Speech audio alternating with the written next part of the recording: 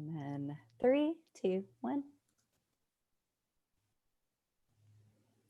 Okay, I see people filing in. I'm gonna vamp for a second. We have got a huge audience registered for this. If you are joining us from the earlier part of the day, so for those of you that don't know, we're Ambition, gamification and coaching software platform. The first half of this day has been our virtual customer summit. So if you're still hanging with us, God bless you. So happy that you're here.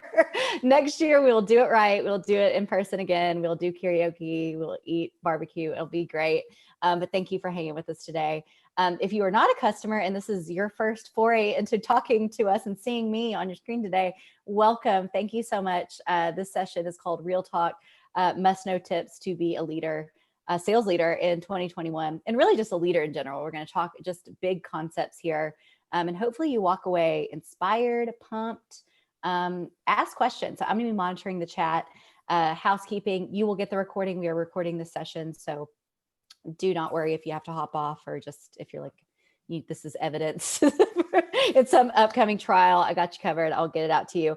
And you're also muted. So please type into the chat. I'll be monitoring that as I can as we go. And that's that. So I'm going to now introduce our panel. I've been looking forward to this all week. I am not lying about that. And I'm going to start with Becc Holland. Hey, Becc. Hi. All week. All week. That's not an exaggeration. She's been talking about this for days. I really have. So some things I love about Becc. Becc is a fellow Texan. So this webinar will be, I'm actually doing her first here because this webinar is just us trying to talk over everyone else as a result of that in our blood, sanctioned by Davy Crockett and Matthew McConaughey. You may know Becc online. I know Brian just stopped. You may know Becc from, she's worked at Chorus, at G2, at Gong. She's had a long career leading some of the honestly most elite sales development teams in all B2B SaaS. So she's done it all. This year, she took a giant leap, which I will dig into in this webinar, and started her own business. So she is now the founder and CEO, chief, just complete badass of FlipTheScript.co, which is a sales training video. You're struggling because I still am. Consortium. I mean, basically go in, put your email address in there, and then there is so much amazing content. It is, and I'm not just saying this, it's a mind-blowing volume of content that this woman has produced at an excellent level over the past few months. So, and it's only going to get better and better. So thank you so much for joining us. Really, really pumped. Thanks for having me. Yeah. I was almost taking notes when you were describing the script. That's what it is. That's good. That's good. I'm going to get like that. Okay. I'm going to get a check for that one. And next I have Larry Long Jr. Hey, Larry. Hey, did someone say karaoke? You know I came ready. Real talk. It's about to get serious. It's about to go down. It's about to go down. I mean, I don't know. I shouldn't even say this is why Larry Long Jr. is on this webinar, ladies and gentlemen. So Larry, I am ready now. Kelly, yes, Kelly, preach. Larry Long Jr. is longtime friend of Ambition. By day, when he is not busting the mic doing karaoke, he leads a team at Teamworks, which is a software logistics platform for collegiate and professional sales team or sports teams. And he leading. So many props. It's so good. And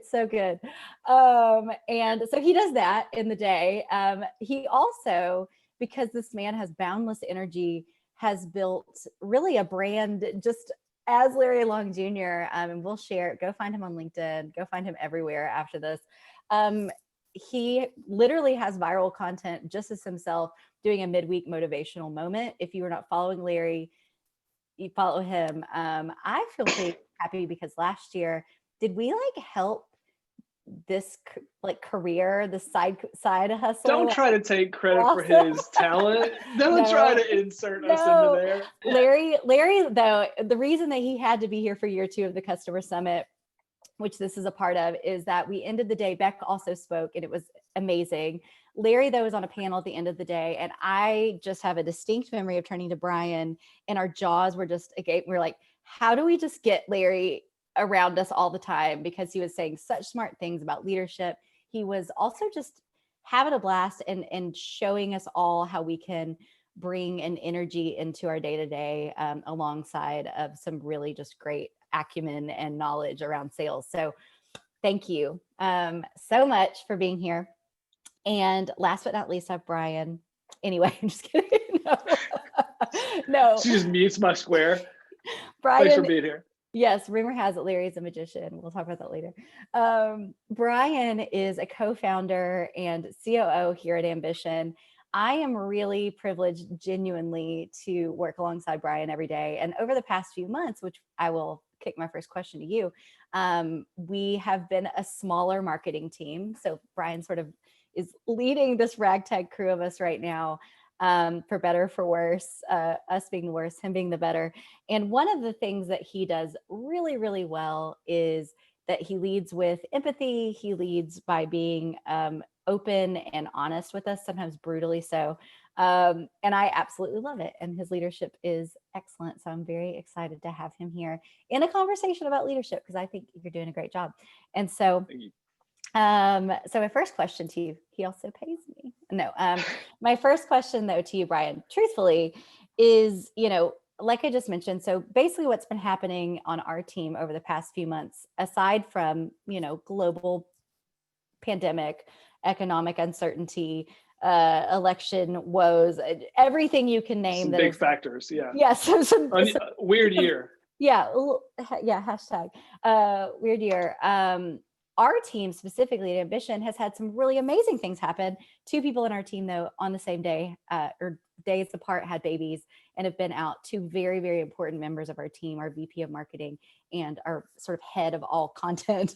So overnight, Brian became the den mother, I guess, and business leader of a really important part of our business. And so my first question for you is just, how do you balance the sort of macro and micro? So I'm having one-on-ones with you where I'm talking to you about my career path and this webinar, literally talking to you about like, should we get Larry? Can you email Larry? Like literally having those conversations, but then also you alongside that are preparing to go talk to a board about what we're going to do in 2025. Drop me in there. Yeah, well, I mean, that's the fun part, right? Like that's the joy of like the privilege of leading a team, the privilege of being part of a company that is at the stage we're at and at the like kind of growth, inflection point. I think is that what's fun about my job, and I think what's fun about people in similar roles is that right now, because of amazing folks going out and having babies and doing their thing and being on maternity leave, like I get to be in the day-to-day and I get to like really dig in with you.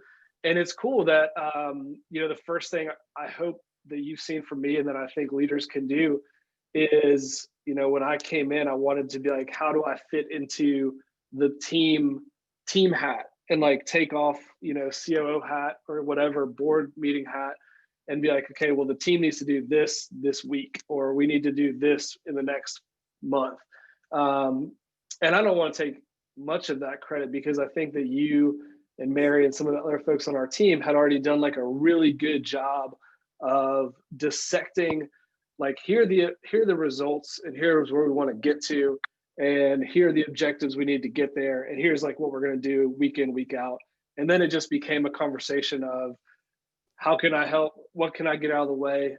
Where do you want to go, Jamie Bradley, when we go crush this result, we go crush this objective, what's the next thing look like for you?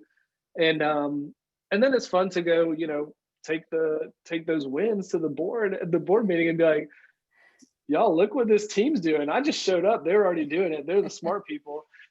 Give them more money. So, that's the fun part, but it comes down to, in my opinion, like learning what you guys, where you want to be, where the rest of the team wants to be, and how within the context of Ambition, you all can get there. Like you guys are still going on your path. And I hope that I need to make Ambition an interstate for that, where you guys can really, run within the company. Yeah, no, and I think that's so true. And you've done a great job. So thank you for that. And I think that, I love what you just said about getting out of the way. So, and that is what you truly are doing. And so Larry kind of tack onto the question, similar flavor of question, but I know really specifically from talking to you before this panel last week when we met, there are, like I said, your team is essentially supporting an industry that has been really directly impacted by what's happened over the past several months. So, you're not only trying to lead during a time that is personally trying for a lot of people on your team, but you're trying to also sort of balance, we've been very fortunate in Ambition that like the software that we sell is actually more desirable to people that are trying to figure out how to work from home. But you're kind of experiencing, collegiate sports, a lot of things going on in that realm. So can you walk me through what at a leadership level, what are the specific tactics that you've had to change, adjust, employ? What's it like right now leading your team and just getting out of the way? Like, when do you know when to lean in and let people just feel it and do what they need to do? It's been a journey. We've been learning a lot along the way. We've been loving it. I mean, it's a team, and as the leader of a team, you got to show folks the way. They're looking to you for guidance. What do we do? I don't know, but we're gonna figure this out. I mean, there's a term. I got this from a Boston College track guy. My term is called FIDO. It stands for F it, drive on. Not the name of my dog, but that's the motto, F it, drive on. He said, hey, I'm going to give you one. I'm going to steal FIDO. I'll give you FITFO. That's figure it the freak out. So we've been FITFOing. We've been figuring it out as things change. I mean, the millennials, they say YOLO, you only live once. We're on a yo-yo.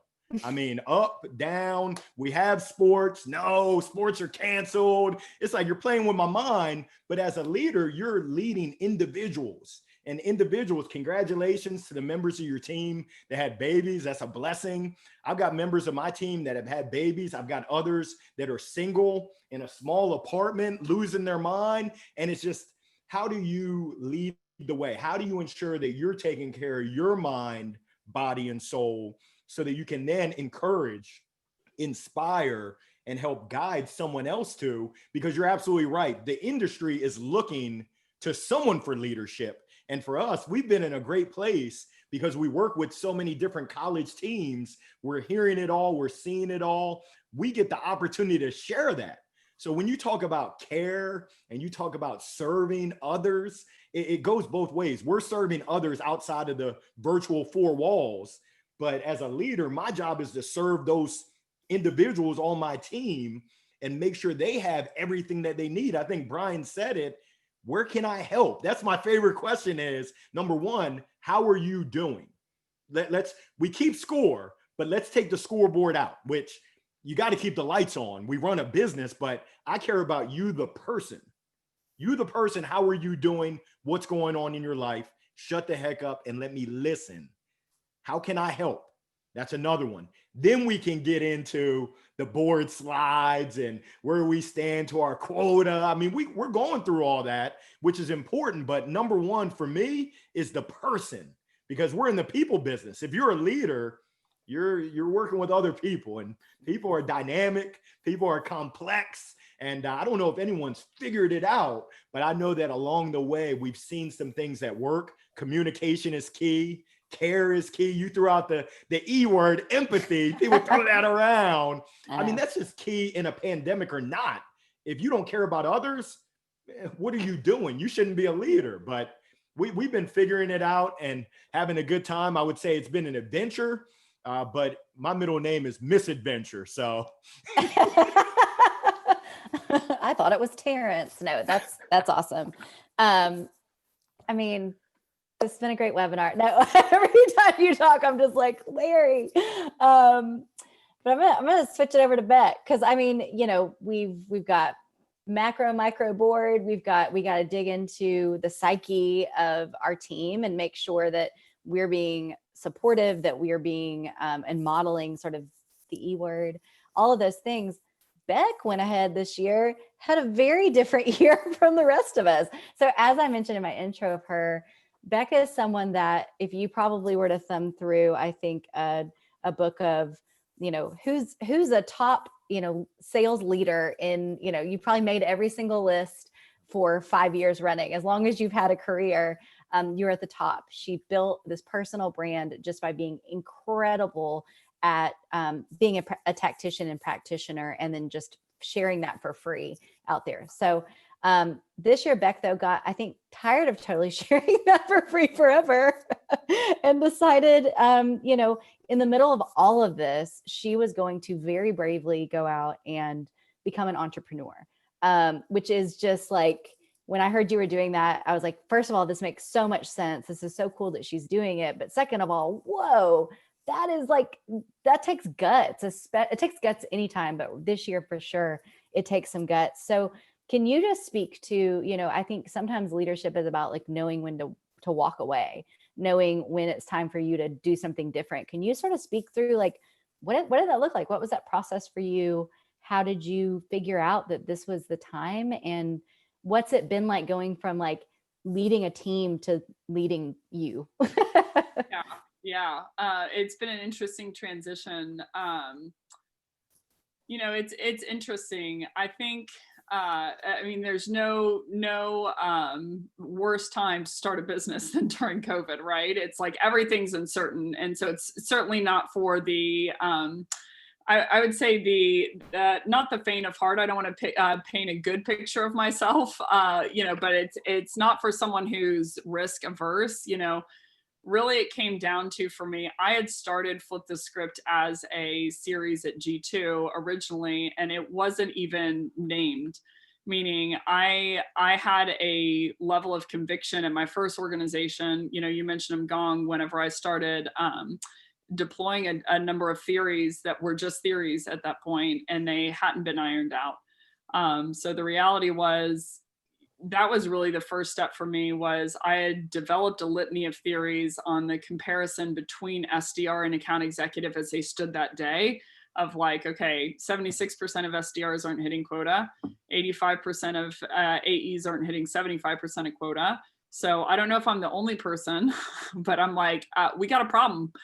And the first step is admitting it. And then the second step is figuring something out, and then beta testing that, and making the move to say like, hey, instead of ignoring the sore, I'm going to say that the sore exists, because it doesn't make it go away if I don't talk about it. So the first thing that I was really doing was understanding of like, okay, best in practice tells me this, but best in practice is leading me to 76% of SDRs not hitting quota. So I need to inductively think through the box of like, okay, what are the problems from this existing system? And how do I do a new system that solves for those problems? And so the biggest jump for me, oddly enough, was not the process and infrastructure side. It was more so the side of, I'm going to have to step out and not necessarily, I was not after challenging any system.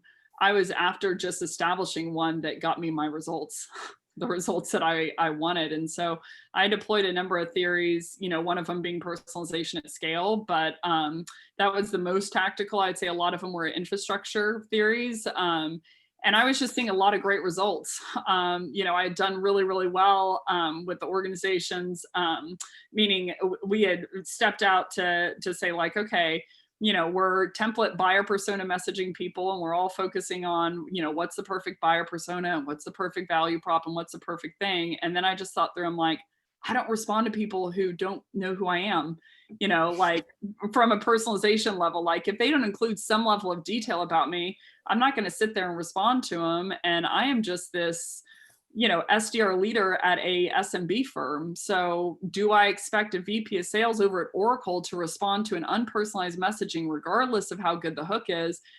The answer is no. So I'm like, okay, crap, we have a problem that we need to solve for here. So I know it's some level of personalization, but I need to maintain structure and maintain, consistency. And then how on earth do I scale it? So I would say, back to your question in terms of, really advice on starting a business or just in general, it's like I had a decent amount of conviction that it wasn't working, and that I knew why, and that I could figure it out.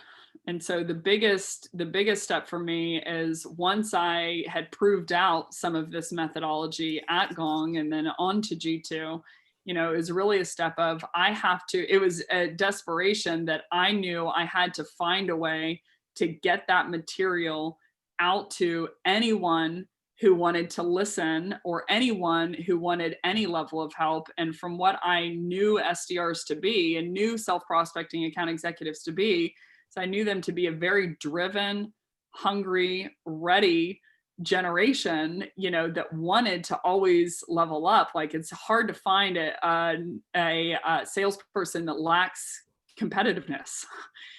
So I thought, like, okay, I'm going to start this series, but really it was in response to, I don't know if I'm going to blow up my entire own company, but I had no idea. I'm going to do this, and I'm just going to put out a LinkedIn invite and see if anyone shows up. And all of a sudden we have 600 registrants in an hour to show up to see some girl that they don't know, because we're talking about some tactical training. So I'm like, the market's here, so really it wasn't a matter of, is it the market? Is it the right timing, or is it the right timing for me personally? Or am I scared? I'm like, oh, I'm scared. And I'm like, but I'm more scared of not, and watching this problem persist. And so I'm like, I have to believe, based on the response to the tour and some of the different things that I had, done, I'm like, this just shows you the level of hunger that salespeople are looking for an answer to a question. And that question is, how on earth do I produce, COVID or not? What's a predictable way to drive pipeline? And so I had just seen all of these organizations piling in, asking all of these questions of, like, anything from SMB company to strategic companies that could not, figure it out. So I'm like, look, I started a series with no budget and a dream, with no one knowing who I was. And they honored that dream by showing up and giving me some level of attention in the mic. And so I'm like, I owe it back to them, to see that through to fruition and double down. Like, they gave me the mic, and so I need to honor that commitment for them by doubling down and basically responding to their response. So I've learned a lot of lessons, but I think it's like, hey, I'll run into a hiccup, I'll make mistakes, et cetera. But it's like, I am just sprinting at this goal because I see this vision of, like, we can pivot this thing and we can lower that number of reps that aren't hitting quota.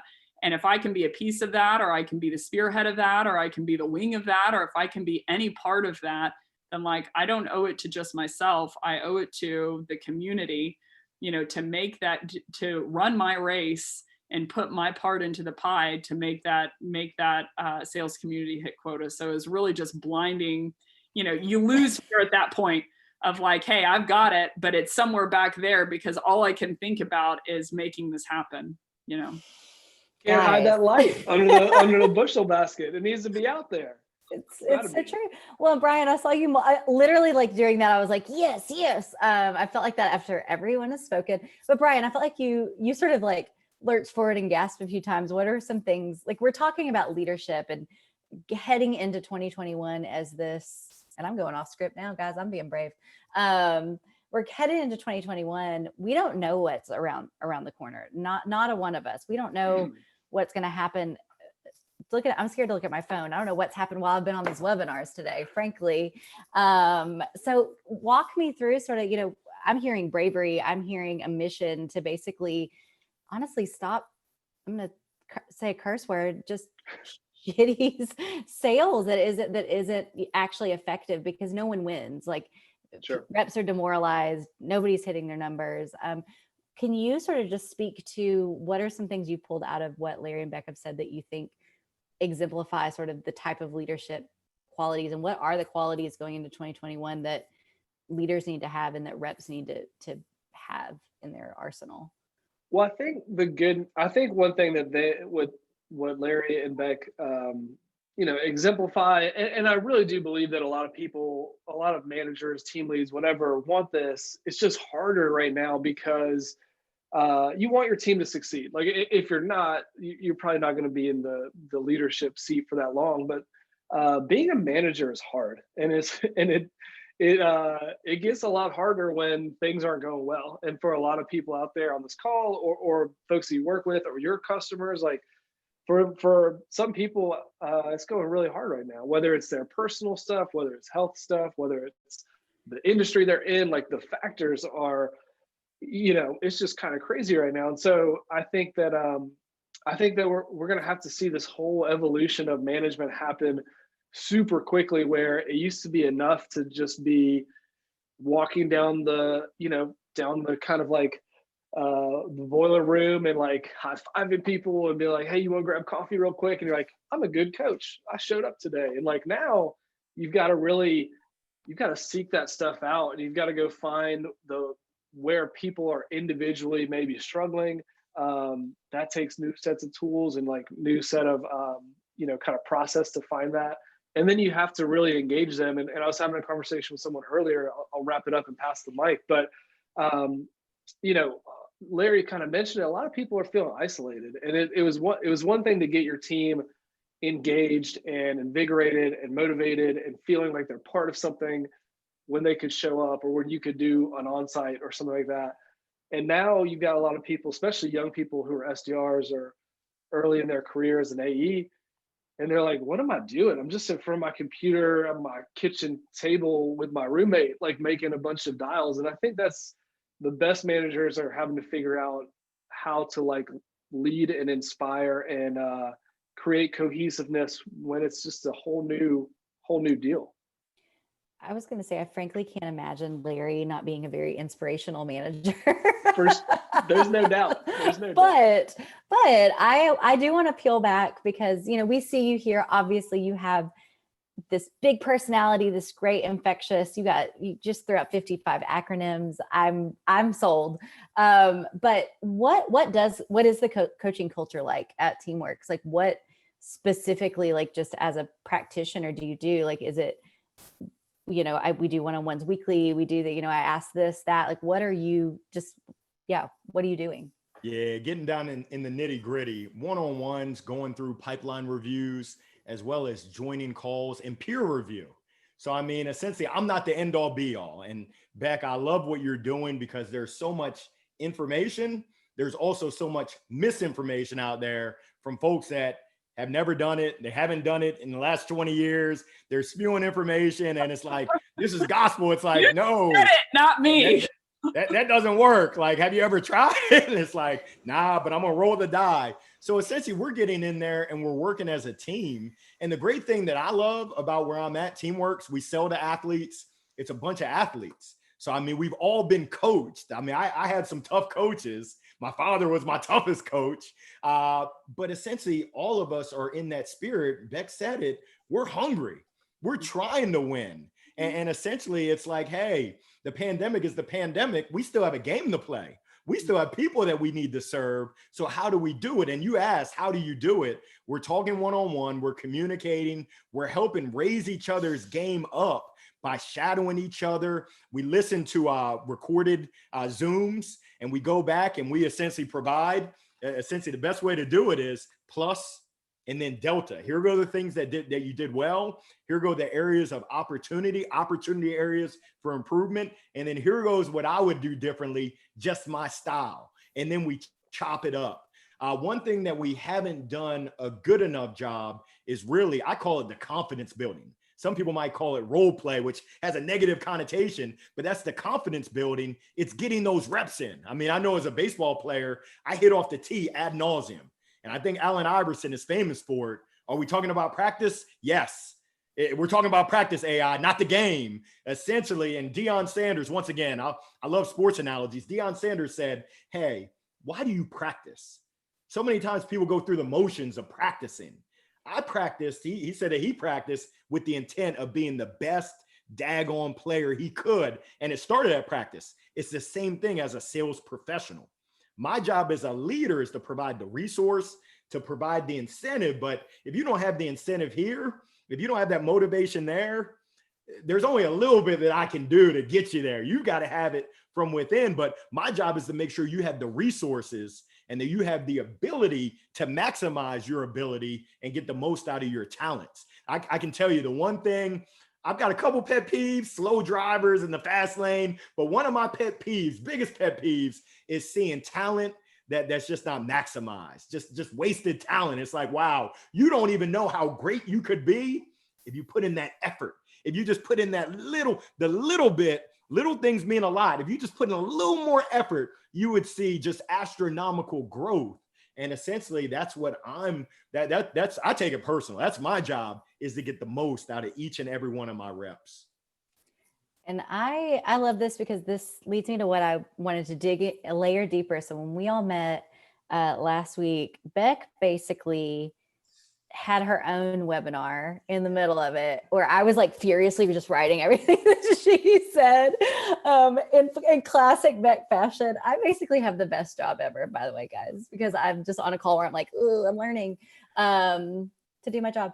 Anyway, so Becc, I think, I asked this question of you guys, like, what makes a good leader? That's a big, broad question. We can take it any way. And Becc was like, I came prepared with a 4-point system. I don't know if you remember this, but you're like, there's basically 4 sort of high level principles that if I feel like are mission critical to somebody being a really great leader. And I felt like in classic Becc fashion, you sort of beautifully distilled them. I don't know if you remember what they are. I can read them off to you. I do. Okay.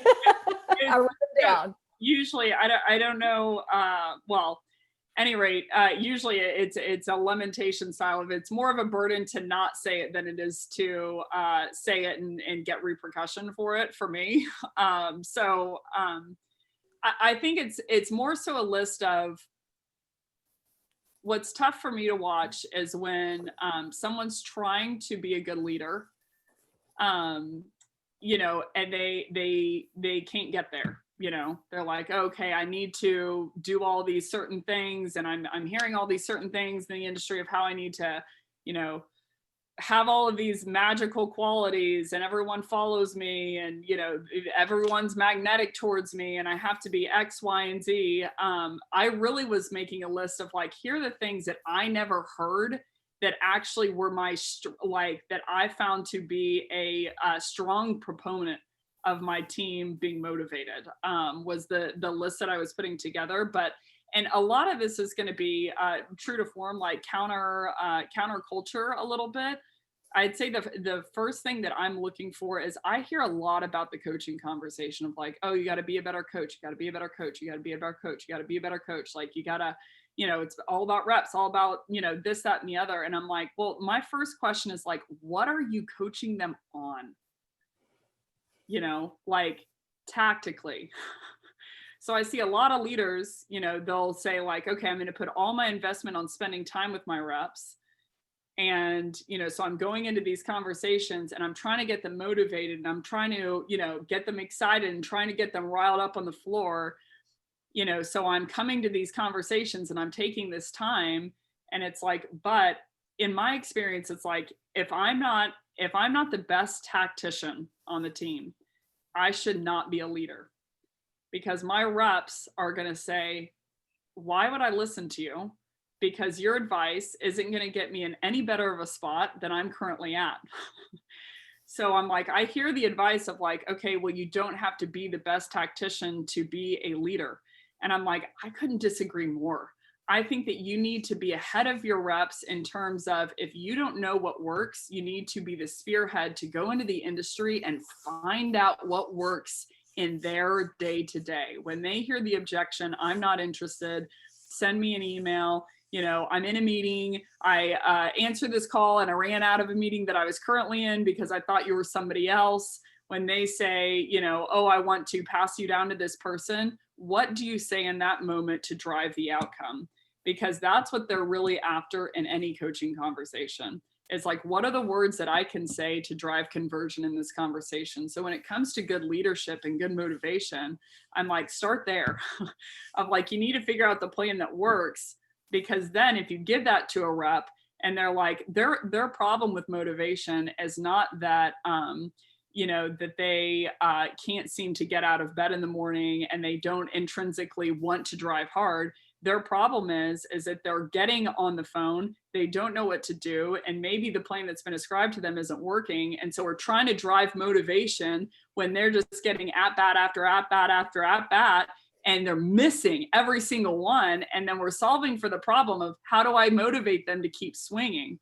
And it's like, it's the wrong question. The question is, how do I get them to swing so where they'll connect? And then the motivation will come on the back end, because you don't have to motivate someone who's hitting a home run every single swing to come to bat. Like, they want to come to bat because it feels freaking good to hit a home run. So it's like, it's like, I usually start there of like, hey, what is the actual like best in practice guide that can really get them there? Because it's like, they don't want to come to coaching conversations anymore because you didn't give them any piece of tactical advice that changed their day. So it's like, as a leader, that is where I am ferocious off the onset. And it's like, I went through every single training known to man. I'm talking spin, Challenger, Medic, MedPick, Sandler, Harris, Barrows, Hoffman. I went through all of them because I'm like, I need to find the answer to what is the question for my business that works. And if they can't give it to me, then I'm going to take that advice and distill it down to 30%. And I'm going to make up the rest. And I'm going to figure out what the crud works. So it's like, in terms of, me and Larry are very different in terms of our leadership style, but I think they're very, very almost similar. If I'm like, hey, I'm tough and I raise my standards every single day for myself and for my team. But it's like, that's the great thing about it, is I'm going to deliver to them some piece of, tactical advice that when they use it, they're like, holy cow, this works. So not only am I motivated, I'm motivated to come back to her and still give her time and still give her buy-in as a leader, because even though she's mean, and even though she cuts me off, and even though she is Snow Queen that is constantly pushing me over and over and over, I'm not going to leave her, because I can't leave her, because she's giving me this tactical advice that without it, like, I'm not getting better. So it's like, that's how I always view leadership, is like, how do I be monomaniacal about being the best tactician on the team and being much better than my reps, so that I can teach them and I can lead them down a path that's going to be better than the one that they're currently on. Andrew loves it. And we got another question from a different source, which I think feeds in so well to what you're saying, Becc, because I think one reason that I love that Larry called it the E word earlier. Like, I literally had a whole section on, I personally hate hearing about empathy at this point, because we all know we need to make sure that people are healthy and showing up. And, there are some very baseline, just human things that as a leader, you need to be doing. Like, you need to make sure your people are safe and those kind of things. And I do think that often what you were just saying, and I think tying it to what Larry was saying, they're different styles, but at the end of the day, what you're really trying to do is make them the best that they can be. Yeah. It's different ways of sort of slicing that up and getting to it. And so someone wrote a question, and the reason I'm harping on empathy is they said, how do I lead with empathy and still hit my goals? And I think that what you just said, like, really, really lays that out, because I do think often leaders mistake time spent with leadership. There, I hate to cut in a second time. I hate to not to be the person that double speaks, but it's like, empathy as defined is the ability. There's two types of empathy: cognitive and emotional. There's a great book by Paul Bloom, and he calls it's called Against Empathy, one of the best books that I've ever read. And the difference being, cognitive empathy is the ability to understand the world of another, and emotional empathy is you're entering into it with them. Of like, someone hits their nail, and you wince as well because you've entered into emotional empathy. And he talks about the dangers of emotional empathy. If you might make this decision that's not good for the rep overall because you feel bad in the moment. It's like, empathy as defined, and to Larry's point, like, I'm like, Larry is probably the 2x titan of a leader that I ever was.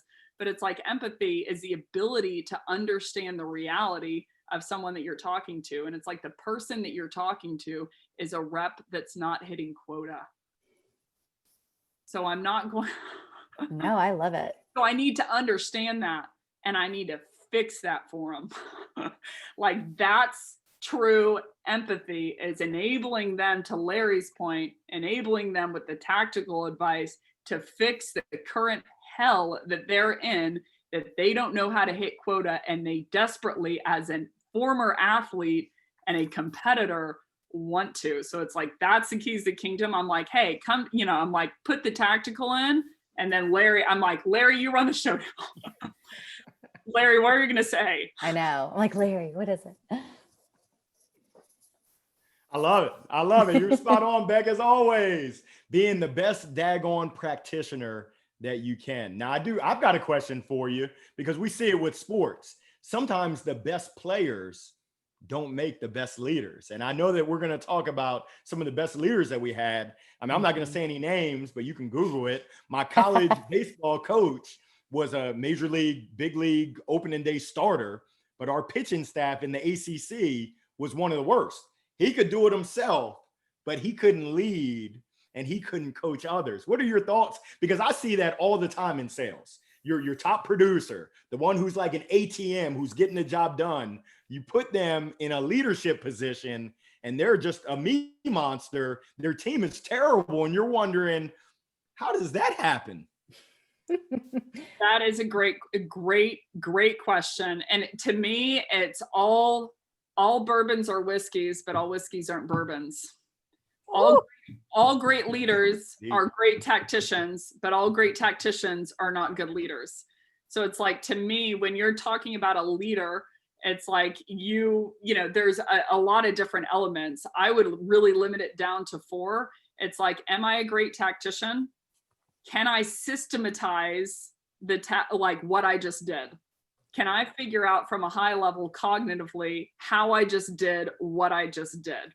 So like, can you teach someone, whatever, to blink or understand the concept of color? Like, can I systematize what I just did? Because it's like the ability to add science to the game as opposed to art. The more you can add science, it's like the more effective you can be, because you can like codify everything and implement it onto someone else. I would say the third piece, and where I say a lot of, trainers, whatever, fall short, is, do I want to enable them to not need me? Because if the answer to that question is no, then you shouldn't be in the seat, because you want to enable them to walk away from a session and say like, oh, I don't need Becc anymore. Like, I just learned that thing, and I learned it well enough to where, like, this isn't an ego thing.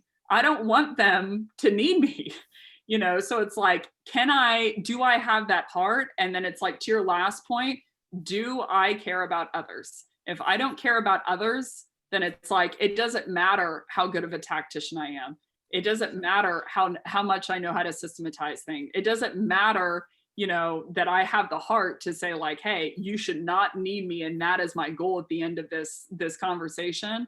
Like, if you don't have the heart for others of like, I want them truly to be successful, then to Brian, your point earlier, it's like, it disqualifies you from being a leader if you don't focus on other. It was my main reservation about becoming one.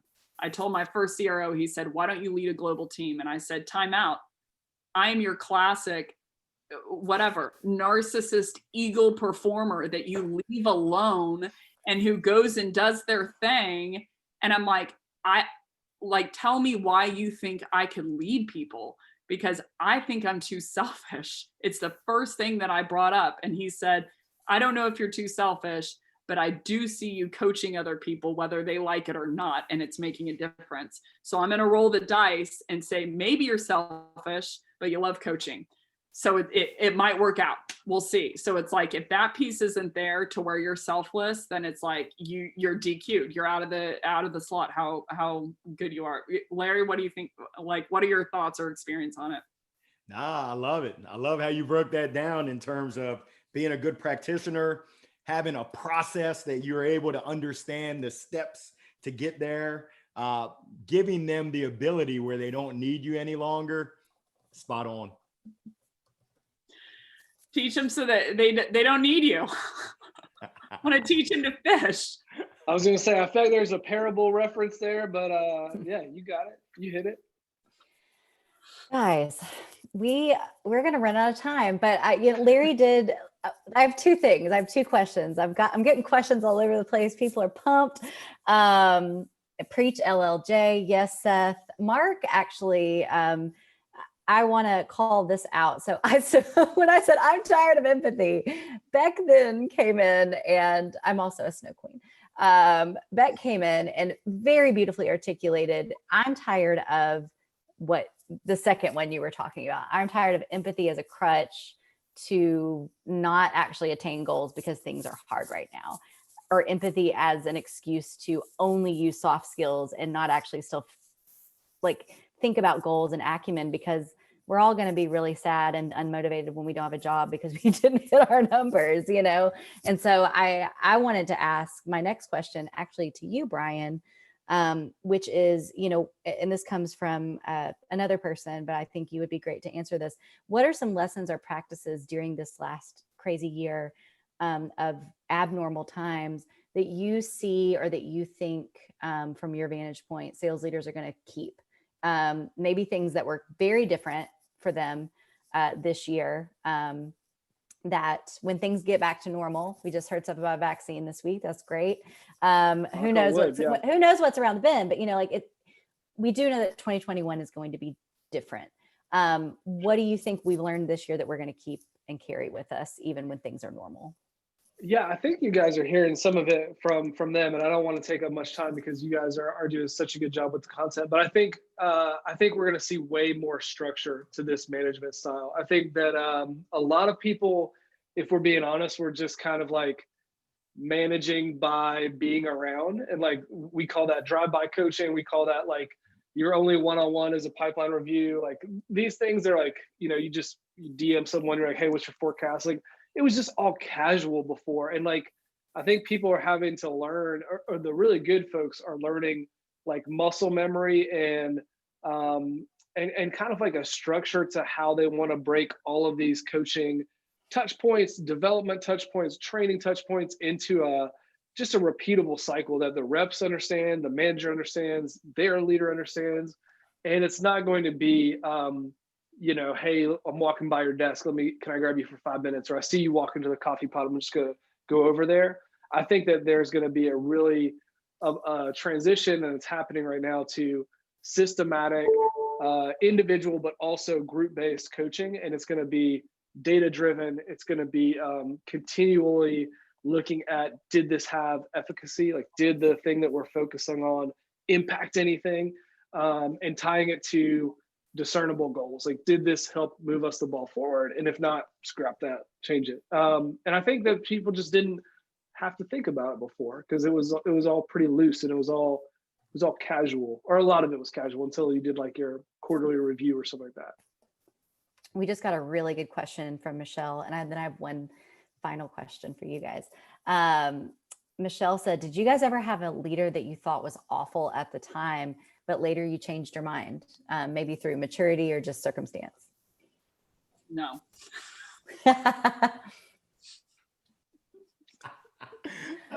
You? That's a tough one. I thought it was awful, and then I changed my mind. Nah, I mean, I've been blessed. I've had some really good leaders. I've also had some really bad leaders, and that's been a blessing as well, because I've learned what not to do. Totally. From them. Yes. Preach. Ryan, you ever? I mean, it's mainly me. It's this guy, Brian, over Brian's here. I'm a bad leader. This guy's an asshole. No, I've been blessed as well. I think I could go back, but you learn. I steal everything. I try to do from other people who are smart, like Becc and Larry and folks in our industry. So I'm just a copycat all the time. Well, Michelle said maybe that wasn't a good question after all. I think it's a great question. Actually, Michelle, we'll offline. I actually have, but I'm not on the panel, am I? For clarification, I've had leaders that I thought were tough that were the best leaders long term. Yeah. Meaning I thought back to them, I'm like, man, they really did with me because they were tough on me. And that is a display, structure, discipline, accountability, standard is a display that someone really loves you and really wants. I think that it's harder for the leader to communicate, but it's better for the person that they're communicating it to long term. So my best Larry. leader whooped my A and called me on my S, said Andrew, even though I already swore, but I'm trying to clean it up. But I think that is one thing from sports world. Like, I mean, how many of those coaches that you had in college sports, high school sports, whatever you play, but like, you just pissed off. You're like not looking forward to practice. And then there's a lot of times where like, they were just trying to hold me accountable because I was a dumbass or I was being lazy. And it was like, it just Yes. didn't feel good. To Beck's point, like they were just doing it. And a lot of times, like it takes a level of maturity to see that or Yes. a level of perspective. You touched on it. They were tough because they saw something in you that you might not have even seen in you, and they cared. I mean, it's Right. kind of like my kids. If I didn't care about my kids, I'd let them do whatever the heck they want to do, which, I mean, they're my kids. They're crazy. But essentially, my parents were tough on me. And I do want to acknowledge today is November 11th.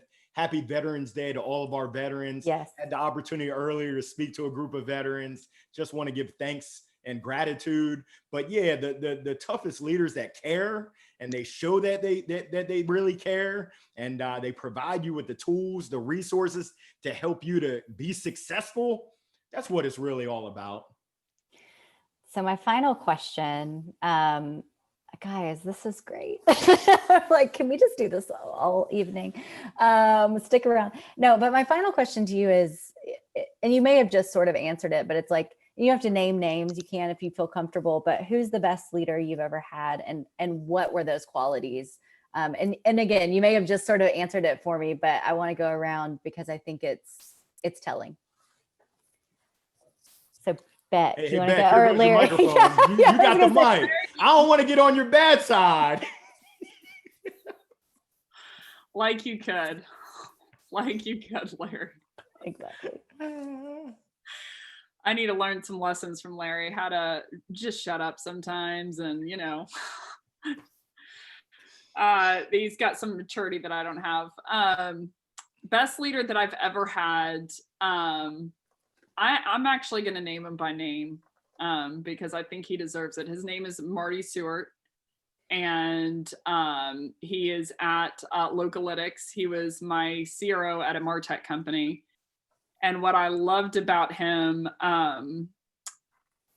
he was no nonsense in terms of he wouldn't yell at you for doing nonsensical things. He would just walk off. He just wasn't interested in any level of water cooler, things that were, shell things that, hypothetically help us solve the problem, but don't actually help us solve the problem. He was the perfect amount of extremely, he was a former bartender, but he was also a shark in the boardroom. And so I'm like, there was this level of grit that I really liked about him, of he knew how to identify the kind of person that he was talking to and identify what mattered to them and identify their level and identify how to get them from a 2 to a 3 versus someone who's a 7 and how to get them from a 7 to an 8. And he knew how to do that very quickly. So I'd see him in some contexts, he just had the perfect amount of grit of like, almost like barroom humor. But then in front of an entire company, he still had that flavor, but he knew how to speak in a way that was it would just give you chills of like, his acumen was super high. He knew how to speak in a polished up enough way to a boardroom to where they're like, I believe in him, and also the person who just started as a 22-year-old SDR says like, I can identify with him. And so being able to be one of those things is hard enough. Being able to be both of those things in the same conversation with both audiences is almost impossible. And I saw him pull it off. So he would have a very different conversation with me than he would have with someone else, maybe that, in terms of qualitative style, in terms of level of complexity, in terms of everything, because he knew how to identify who his audience was, where they were at, what they were after, and how to get them to the next stage. So that would make him, the best leader that I've ever worked for. Chills. I got chills. They're multiplying, and I'm about to kick it. I'm going to kick it to Brian. Who's the best leader? We're going to Larry Long's going to take it. Let Larry take it home. I want to give all the time to these folks. We are running out of time. All right. I'm going to keep it brief. This is so tough, but I mean, I've got to give it to my mother and my father are the best leaders. Just every day, the environment that I grew up in, we didn't have much, but we had enough, and I had their love. I knew they cared about me. They were tough on me. My parents were real tough, especially my pops, but I knew he did it because he cared. So just seeing that example day in and day out from the way that he operated, not just what he said, but more importantly, by what he did. There's a saying, your actions speak so loud, I can't hear what you're saying. Now, in a professional setting, and essentially those lessons I learned from my parents have carried over to professional, Mark Winchester. And it's just me. I mean, he wrote a letter to my wife my second week. He was a new VP of sales that came in, wrote a heartfelt letter. Behind every man is an even better woman. Just awesome. And the little things that he did. My family, we went to the Great Wolf Lodge. He sent a $50 gift card for when we checked in. He didn't have to do that. My father passed away 5 years ago. He took a day trip from North Carolina to Maryland to be there. That's just someone who just cares about me as a person. And I mean, I'm a Maryland guy. When my Terps win, he sends me a little text. I see y'all with the little eyes emojis. And I mean, he's an older dude, but he's hip to the game. And I just know that he genuinely cares about me as a person, also about me professionally, which means so much. When you have someone that you know truly cares about you, at least for me, I'll do anything in the world to make sure that I shine on their behalf. So Mark Winchester, M-Dub, that's my dog. M-Dub, truly, thank you. And Marty, sounds like I love those two examples though. And I think in summary, I'll let each of you have a final word about what is going to make a great leader in 2021 now. But I love the dichotomy of caring about, you have to care about people as people at the heart of it.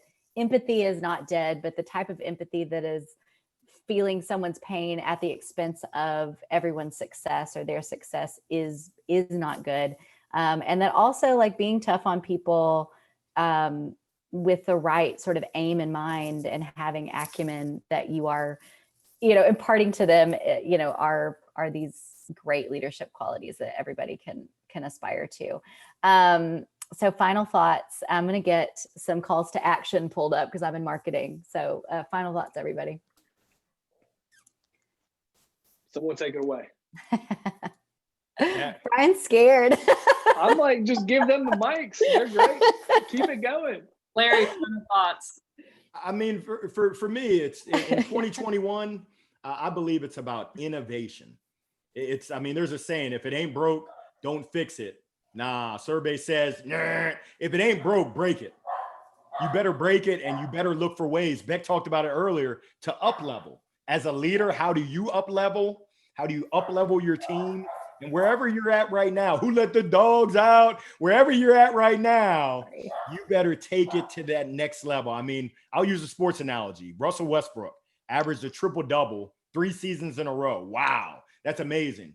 But during the offseason, he's working on his game. I would say he's working on his defense, but he plays in Houston, so that ain't true. But he's working on his free throws, his 3 points. As a professional and as a leader, what are you doing to work on your game? Brian talked about it earlier. Becc talked about it earlier. Jamie talked about it earlier. There's areas that you can step your game up. And the question is, are you going to do it? Becc, go for it. I'd say for the leader of 2021, my biggest advice is to, enter into true sales advice, like enter into the experience of your reps and understand what problems they're running into and how can I solve them for them. Help them solve them, so a lot of that's going to be tactical, some of that is motivation. But I think, my final thought would be, you don't have to really falsely motivate a team that's winning. They motivate themselves. So meaning to a degree, they motivate themselves. So it's really fun to win. So that's usually my biggest advice is be very, very data driven, be open handed that the answer that you put on deck may or may not work. And I'm going to see if it does, and be extremely data driven on the back end of what worked about it and how can I codify that and double down on that. And I'm going to lose my ego at the door enough to say this part isn't working, so I need to do something different. And being very, very focused on changing that thing until you do get it right, and then coaching the team on it. So I think, leaders, anyone on this line is on the line for the right reasons. They want to be a better leader. They want to become a leader, or they want to be a better leader, or maybe they want to see if they are a leader. So I'd say the best leaders that I know, they knew how to help me in the moment. They knew how to help me get to the next stage. They knew how, what the right balance was. So, my biggest plug is be data driven, be innovative. If something isn't working, then change it. Have the courage to change it and say, I'm going to figure out something that does work, because what I'm doing right now isn't getting me to my goal. So, my biggest line on empathy is just understand what their struggles truly are and how do I help them, through any means possible to really enable them to get there. Love it. Love it. In closing, FlipTheScript.co. This is where, I'm not joking. It's so much content already, and So the best good. is yet to come. And it's really, really good. And very proud of you, Becc. It's really great. And she's got tracks for practitioners, for leaders. So if you need to level up your game and then flip around and figure out how to do the coaching and put it all into practice, she's got your back. Larry Long, I'm just going to send you to his LinkedIn. This is a post. These go literally internally viral at Ambition every week. Dude just wants to keep you motivated. So he does such a great job. Thank you so much for joining us and bringing your brains to this. This is a dream come true for me and for us to end our day this way. And then last but not least, we have a free download. If we were talking macro, micro, that's a really long URL. We will obviously email this to you as well. But, all the great work that you're doing doesn't matter if it's not surfaced to the right people. Working from home environment, your executive leadership needs to be able to know and have their finger on the pulse of where those wins are. So we've got a new template for that can help you sort of level up, show everyone the great work that you're doing and that your team's doing. So again, Larry Long, find him. He's easy to find. Be inspired, flip the script. And thank you guys so very much. And thank you, Brian, for being a good leader. Baby, applause to you. Great job. Thank you guys so much. Thanks everyone for staying with us too. Yes, absolutely. Thank you for having me. All right. Bye, everyone. Take care now. Thank you. Bye.